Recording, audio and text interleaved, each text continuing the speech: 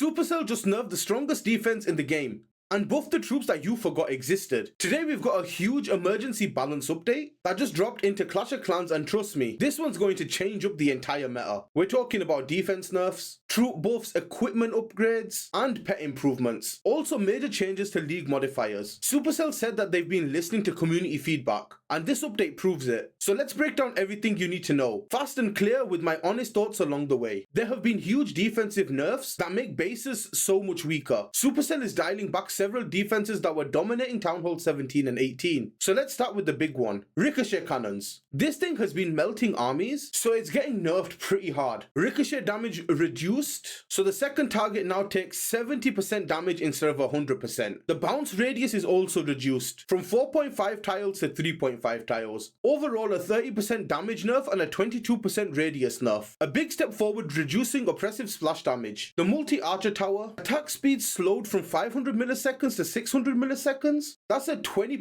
DPS reduction across all levels. Less rapid fire destruction, thank goodness. Now the big one, Revenge Tower. This one was shutting down attacks on its own, but not anymore. The stage 2 unlock level has increased, so to get to stage 2, instead of destroying what was 5 buildings, now is 25 buildings, and getting to stage 3 is now, instead of 20, is 50 buildings. And the final form attack speed has been slowed from 300 milliseconds to 350 milliseconds. DPS drops from 833 to 714 at max. Still dangerous, but no longer a absolutely demolish your army button. Moving into the multi-gear tower, it has had both nerfs and buffs. So the short range mode has been nerfed, damage per hit reduced by 10% across all levels. The long range mode has been buffed. The DPS increased significantly. At level 3, it goes from 340 all the way to 390. And supercharged, that's 400 DPS. Supercell wants builders to consider long range mode again, and honestly this might actually do it. Another interesting nerf that I have seen is for the builder hook. So the builder movement speed is now from 28 reduced down to 20. This means that Fireball plus the Quake combo are more reliable. Builders won't sprint across the base to ruin your perfect timing. A subtle but very impactful change. There's a lot of troop buffs coming into this, so that might be a new meta incoming. This is the fun part because troops are getting stronger and some of these buffs are absolutely massive. Starting off with the Super Archer. HP increase from 625 to 685. Helps them survive traps and makes blimps more viable again. The Super Wizard has had a huge buff as well. HP increased from 700 to 925. That's a 32% increase at max level. What this means is survive a giant bomb plus a small bomb combo, which is absolutely massive. Blizzard and Super Wizard Smash might actually come back into the meta. The Super Minions have had their long shots increased from 7 to 8. Also, the tile range has increased from 10 to 10.25. They now outrange many defenses, which is going to be a huge buff. Now this one I'm most excited for, and that is the Throwers. They gain 100 HP at max level plus an additional 10 DPS. Their movement speed increases from 16 to 18. This makes them faster, tankier, and more reliable. I expect everyone to be using these in Legends League. The Electro Titans also got a buff, but it was a small one.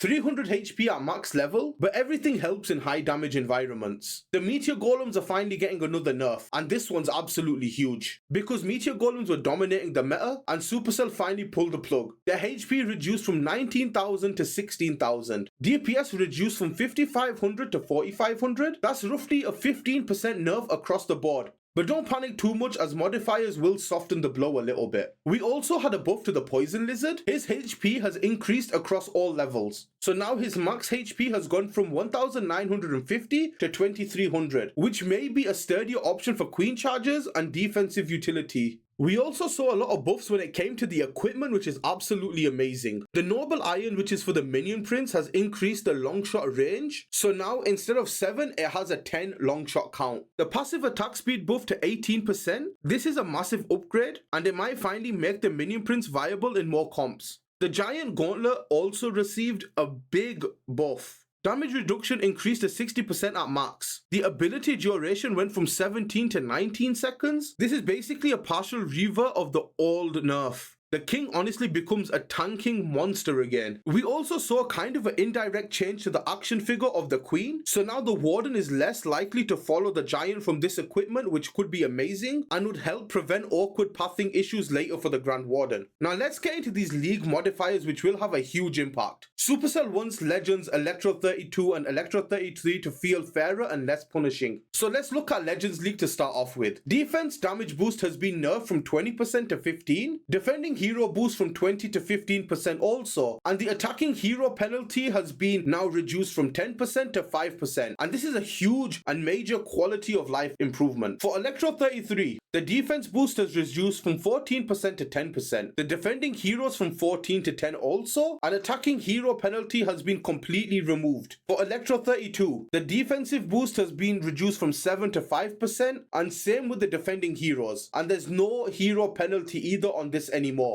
These changes make high level pushing more accessible and reduces the everything hits like an absolute truck problem, and this means that there's going to be a lot of great things for the meta. Based on the current top 200 usage, the Meteor Golems have already dropped to 37%. Electro Dragons are nearly tied with the Meteor Golems, so expect the E-Drag meta to be coming up shortly. Throwers and Super Wizards are about to explode in popularity. We could be seeing a return of the Super Archer or the Super Wizard blimp, and this update is clearly aimed at diversifying the meta, reducing frustration and giving more strategies room to shine. This is one of the most impactful mid-season balance changes we've seen in many years. Supercell clearly wants the game to feel fairer, more fun and more strategic, and honestly this could be an amazing first step in the right direction. Let me know in the comments which buff or nerf surprised you the most, and which strategy will you be testing first with this new update.